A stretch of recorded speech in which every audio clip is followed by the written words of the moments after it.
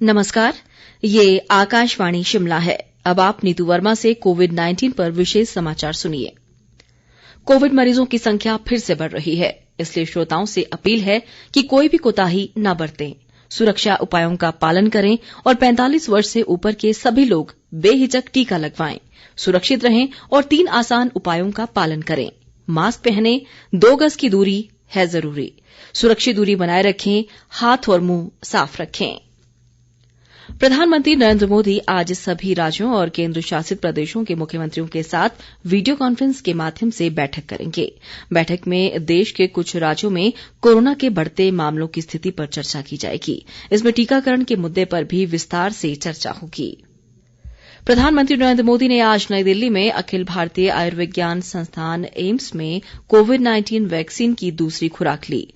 खुराक लेने के बाद प्रधानमंत्री ने कोविड को हराने के लिए पात्र लोगों से जल्द टीका लगवाने का अनुरोध किया।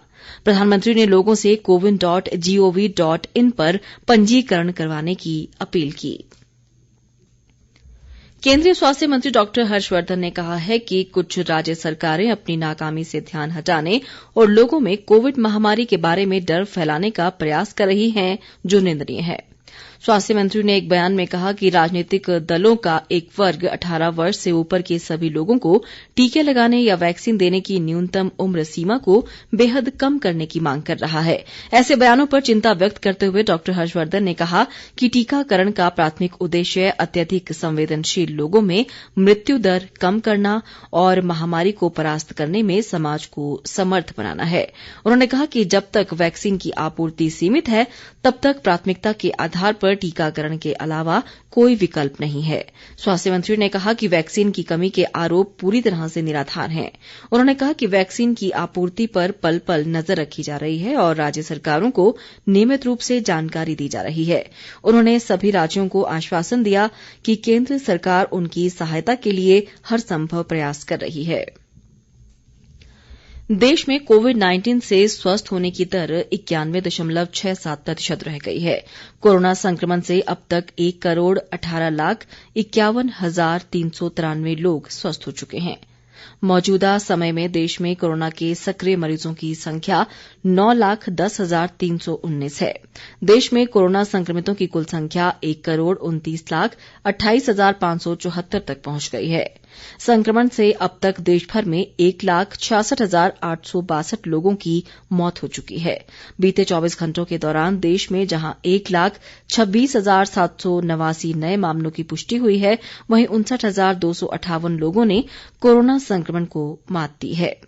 आईसीएमआर के अनुसार देश भर में अब तक 25,26,77,379 लोगों की कोरोना जांच की जा चुकी है। पिछले 24 घंटों के दौरान 12,37,781 कोविड नमूनों की जांच की गई। प्रदेश में कोविड-19 के बढ़ते मामलों को देखते हुए विभिन्न समारोहों में लोगों के एकत्र होने की सीमा तय करने के संबंध में सरकार ने कल आदेश जारी कर दिए हैं। इस महामारी के प्रबंधन के लिए मुख्य सचिव की अध्यक्षता में गठित राज्य कार्यकारिणी समिति द्वारा ये आदेश तत्काल प्रभाव से लागू माने जाएंगे। नए आदेशों के अनुसार कंटेनमेंट जोन के बाहर वाले क्षेत्रों में खुले स्थानों व मैदानों की कुल क्षमता के अनुसार केवल 50% और अधिकतम 200 लोग शामिल हो सकेंगे। इसके लिए फेस मास्क, सैनिटाइजर का उपयोग, सामाजिक दूरी और थर्मल स्कैनिंग का प्रावधान करना अनिवार्य होगा। कंटेनमेंट जोन से बाहर वाले बंद स्थानों पर अधिकतम 50 लोगों के एकत्र होने की इजाजत होगी। आदेशों के अनुसार सभी सुरक्षात्मक उपायों और अन्य मानक संचालन प्रणाली की अनुपालना के लिए आयोजक जिम्मेदार होंगे और किसी भी प्रकार की अवहेलना पर उनके खिलाफ कार्रवाई की जाएगी। संबंधित पुलिस अधीक्षकों और उपायुक्तों को इन आदेशों की अनुपालना के लिए कदम उठाने को कहा गया है। देश में 9 करोड़ से अधिक लोगों को कोविड वैक्सीन की खुराक दी जा चुकी है। कोविड महामारी से निपटने में यह एक बड़ी उपलब्धि है। राष्ट्रव्यापी कोविड टीकाकरण अभियान के तहत आज सुबह 8 बजे तक 29,79,292 लोगों को कोविड वैक्सीन की खुराक दी जा चुकी है। इसी के साथ ये समाचार बुलेटिन समाप्त हुआ। नमस्कार।